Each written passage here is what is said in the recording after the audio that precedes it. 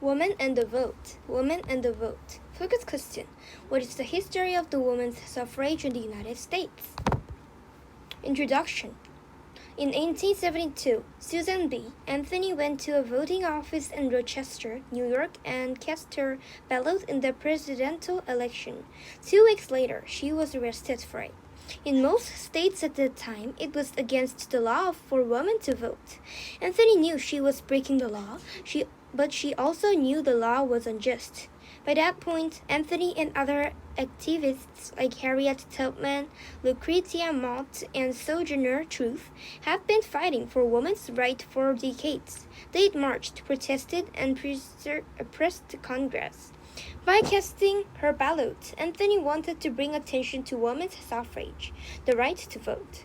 She did, but it still took almost 50 more years for Congress to pass the 19th Amendment, which granted voting rights to women who were U.S. citizens. However, for most women of color, even those who were U.S. citizens, this was not the end, but the middle of a much longer fight for suffrage. Haudenosaunee influence. When the U.S. Constitution was adopted in 1787, it didn't address voting rights. That was left up to each state. By 1807, only free white men could vote. Although women couldn't vote, some unmarried women held some of the same rights as men. If women chose to marry, however, they must did. They had no legal say in the government or even in their own family. Everything they owned became their husband's property. If they worked, their wages belonged to their husband too. If they gave birth, the children belonged only to the father. Enslaved women had no legal rights whether they were married or not. In July 1848, about 300 people gathered in Seneca Falls, New York, to discuss the issue of women's rights. This gathering, known as the Seneca Falls Convention, is widely considered the beginning of the women's suffrage movement. The people who attended the convention didn't have to look far to find a society in which women had rights equal to men. Seneca Falls was on the ancestral lands of the Haudenosaunee Confederacy, at a time when most U.S. women had few, if any, rights. Haudenosaunee women had a lot of political power within their nation. Although only a man can serve as chef, it was women who elected, advised, and removed him. Women helped make all government decisions and could veto any act of war. Haudenosaunee women controlled land and food sources, so they also had a lot of economic power. If they married, they kept their rights and ownership of their property. This was proof to early suffragists that a society in which men and women were equal was possible. However, even though they were inspired by the Haudenosaunee, most white suffragists weren't advocating for the U.S. voting rights of indigenous women. Even as indigenous suffragists like Gitta Lassa, Mary Louise Bottineau Baldwin, Laura Cornelius Kellogg worked side by side with white suffragists. The goal of the mainstream suffrage movement remained the voting rights of white women. Gitta Lassa.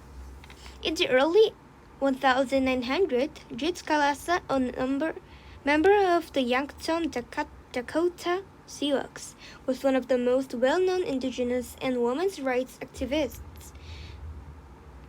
She was also a musician, a teacher, and a writer, which stories and articles about indigenous people published to multiple national magazines.